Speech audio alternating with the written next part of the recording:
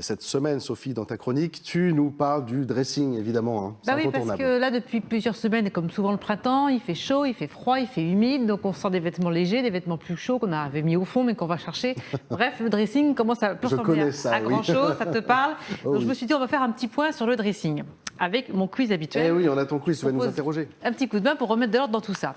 Déjà, est-ce que vous savez, on porte une partie de nos vêtements toute l'année, quelle que soit la météo. Est-ce que vous imaginez quelle proportion de vêtements on porte toute l'année? Est-ce que c'est 20%, 40%, 60% ou 80% des vêtements qu'on porte toute l'année? Moi, j'ai envie de dire 60, je sais pas ce que... Moi, je pense plutôt 40%. Ouais, j'aurais dit 40 aussi. Moi, je dirais 60. Eh ben, c'est 80. Allez. Parce qu'en fait, 80%. à part les gros pulls l'hiver, les grosses vestes, et puis les shorts, les débardeurs et les robes à bretelles, tout le reste, en fait, on le met toute l'année à un moment donné de l'année. Oui, en même temps, Ce qui fait que, voilà, on arrive dans une zone tempérée. Ce qui fait qu'en fait, la rotation de la garde-robe que nous imposaient des fois nos parents autrefois, sur la garde-robe d'été, la garde-robe d'hiver, elle n'a pas beaucoup de sens. Parce qu'un jean, un t-shirt, un pull, Oui, un en fait, soulier, moi, je suis toujours habillé pareil, quelle que soit la saison. tu vois, en fait. t'es le premier, Bah voilà. oui. Donc en fait, voilà, on peut mettre les pulls, les gros pulls à la place des débardeurs et des shorts. À intersaison, on peut changer, mais il y a que cette partie-là du dressing qui bouge, qu'on peut avertir. Le reste, on porte tout, et c'est aussi pour ça qu'il y a rapidement le bazar, parce qu'on va retirer le truc qui est au fond, alors qu'on pensait que le beau temps s'installait. Alors justement, de l'organisation. Ben oui, c'est ça, parce qu'à un moment donné, tous ces vêtements-là qui sont partout, on va être obligé de passer par une phase de tri. Pour vraiment regarder son vêtement dans le blanc des boutons. Dans le blanc du Nil. Et puis lui demander. Donc, quand on prend un vêtement et je vous posais des questions, vous me répondez par rapport aux critères de tri. Est-ce que je continue de garder ce vêtement alors que je ne rentre plus dedans, mais j'espère mincir? Je ne le porte pas, mais il me rappelle de bons souvenirs. Je ne l'aime pas, mais c'est un cadeau. Je ne l'ai pas porté depuis 1 ou 2 ans. Alors, on fait quoi avec tout ça? Alors, je rentre plus dedans, mais j'espère mincir, j'ai l'impression de m'entendre. Moi, c'est ça mon truc aussi. Ouais, c'est ça. C'est qu'un jour, peut-être que je rentrerai à nouveau dedans. Donc là, j'ai envie de dire pourquoi pas. Je le porte pas, il me rappelle de bons souvenirs. Moi, je suis un sentimental, Sophie, j'ai du mal à me séparer de ces affaires-là aussi. Ouais, je comprends. Ah oui. Alors dans ce cas-là, ces vêtements-là, mais c'est typiquement la robe de mariée aussi. Hein. Bah oui. On ne le laisse pas dans la penderie, on le met dans une boîte à souvenirs, une housse à souvenirs, on le range dans un endroit spécial et on aura, voilà, on a envie de le garder. Pas, oui. Voilà, mais c'est plus un vêtement, c'est devenu un objet souvenir. Donc on le sort de la penderie, on le met dans une boîte à souvenirs. Le vêtement, si on pense mincir, sauf que si vraiment on mincit, le vieux vêtement qu'on a gardé là pendant des années, on va juste avoir envie de filer dans une boutique, se faire plaisir, s'acheter avec une nouvelle tenue, et finalement on ne le mettra pas plus. Non, la mode sera peut-être passée. En plus. Donc ça vaut pas le coup. On l'aime pas, mais c'est un cadeau. Non, on n'a pas redevable de quelqu'un. Si on l'aime pas, on le porte pas, on s'en sépare. Et ça ne change rien avec la relation avec la personne qui nous l'a offert. On n'a pas choisi le cadeau. Non. Je me souviens rapporté de voyage. Et je ne l'ai pas porté depuis 1 ou 2 ans. Il faut savoir que 40% du dressing, on ne le porte jamais. Donc on a 40% de notre dressing, on porte toujours les mêmes choses finalement. Bah oui. Donc là aussi, on s'en sépare, on ne le mettra pas plus. Donc là, pas de sentiment hein, finalement. Exactement. Je continue avec mes questions. Qu'est-ce que je fais avec mon vêtement alors qu'il est troué, déchiré? Je ne me sens pas bien dedans, mais il est sexy. Ah, ça. Il pourra me servir pour bricoler. Je pourrais le mettre à une soirée déguisée. Ce qui peut aller avec les vêtements sexy, hein, cela dit, pourquoi pas. Éventuellement sur un thème Après tout. un peu sympa. Il est troué, déchiré. Bah, si c'est réparable, mais moi je me connais, je sais que je ne le réparerai pas. Ouais. Bah ouais. Voilà, je sais très bien. Bah oui. Donc non, ça, on le fait vraiment. On envoie au relais. Exactement, on le met de côté, on le met au recyclage. Ou alors on connaît une copine qui fait de la couture et on lui donne et elle le fait. Mais si on ne le répare pas, si on ne le fait pas, non, c'est pas la peine. Je sais que je le ferai pas. On garde. De toute façon, je me sens pas bien dedans, mais il est sexy. Bah oui, si on se sent pas bien dedans. Ben voilà, c'est pas la peine. Si on est complètement serré.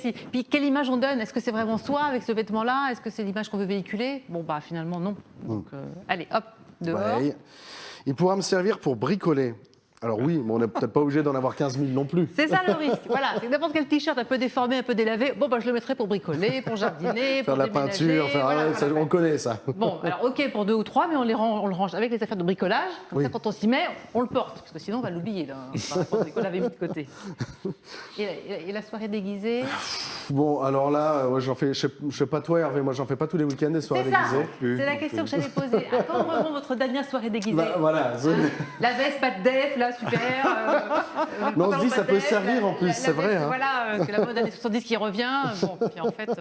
Bon, bah non, alors là, c'est pareil. C'est pareil. Si on ne porte pas. Donc, toutes ces excuses-là, allez, on les balaye et là, les vêtements, on les met de côté. On s'en sépare.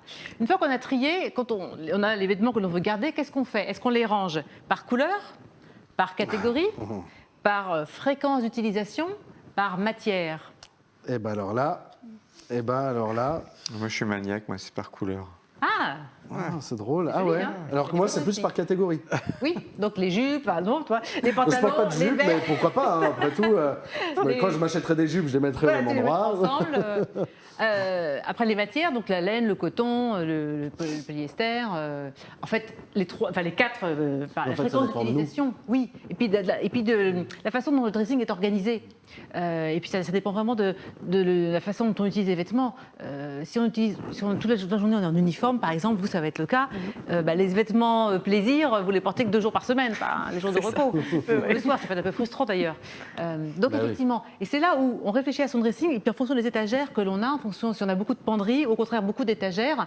Et c'est là où aussi on peut utiliser les accessoires que je vous ai apportés. Ne pas hésiter, dès qu'on a des grands tiroirs ou des bien. cubes, de mettre des vêtements dans des petites boîtes par catégorie. On y revient. Donc là, on a les caleçons pliés à la Marie Kondo. Donc on les prend, on le remet, c'est facile à On peut en ranger. mettre tout plein, ça passe. Voilà, et on retrouve celui qu'on veut. La version un peu plus fouillie, mais parce que les foulards, c'est compliqué, ça ne tient pas. Moi, je vais Bah essayer de oui, plier, c'est pénible une à matière très plier, fluide. ça. Oui. Mais au moins, ils sont là. Et je vais finir par trouver le foulard qui me plaît, qui m'intéresse. Et ça permet de regrouper par catégorie. Même si c'est un petit peu en bazar dans la boîte, c'est pas grave. Au moins, on va pouvoir ranger plus facilement les chaussettes, les sous-vêtements, les vêtements qui sont fluides et qui ne se tiennent pas et qui s'éparpillent rapidement. Et puis, ne pas hésiter aussi, ce qu'on appelle un pont de rangement, quand on a des étagères qui sont très hautes, de mettre un intermédiaire, comme ça on peut mettre des vêtements ici et une autre pile de vêtements au-dessus. Plutôt que la grande pile qui va s'écrouler rapidement et qui ne ressemble plus à Ça, je rien. connais ça. Des t-shirts manches courtes, des t-shirts manches longues, des t-shirts et des pulls fins, des gilets et des pulls. Voilà, ça permet de séparer, d'avoir plus d'étagères quand on ne peut pas en rajouter dans sa penderie. Bien voilà. Et avec c'est tout clair. ça, on a un beau dressing comme vous avez vu en image. Oui, tu nous as montré une photo d'un dressing bien rangé, Voilà, là, pour le coup. magnifique. Voilà, ça c'est le Avec tien. plein de penderies. Non. Ah Bien. là, il fait rêver, hein, celui-là. Oui, aménagé par Raison Home. Et quand on a ce plaisir d'avoir un dressing comme ça tous les matins, tous les week-ends, on peut en profiter. Et puis, fini le bazar, on retrouve un dressing souriant et le sourire justement quand on ouvre sa penderie le matin. Eh bien, merci beaucoup pour ces précieux conseils, Sophie. Et puis, pour faire appel à toi et à donc ces conseils et plein d'autres, ordolis.fr, mais aussi Ordolis sur Facebook, LinkedIn, YouTube. On te retrouve partout. C'est très simple en tapant Ordolis avec un Y. Allez, on va marquer une courte pause et dans l'ultime partie de notre local génial du jour, nous parlerons des archivistes de Loir-et-Cher qui exposent leurs coups de cœur. Et Hervé, quant à toi, tu nous présenteras tes coups de cœur, mais en bande dessinée, avec un thème, le voyage cette fois-ci. On va voyager, on va voyager. Un beau voyage à tes côtés. Hervé, allez, restez avec nous sur TV Tour Val de Loire.